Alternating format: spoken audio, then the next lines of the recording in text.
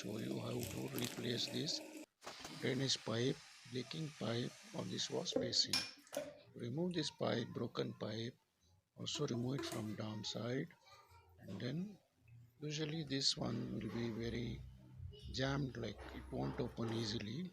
So you need to take a rubber sheet like this.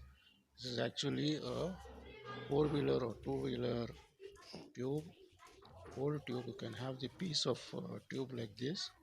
With the help of this, easily you can open any fixed or tight or jammed or screw or anything tube like this with your hands. And then you need a pipe, drainage pipe like this. This is available easily in all hardware shops.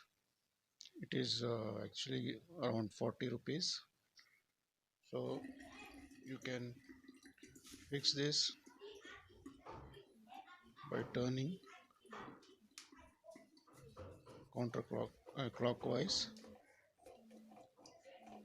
direction.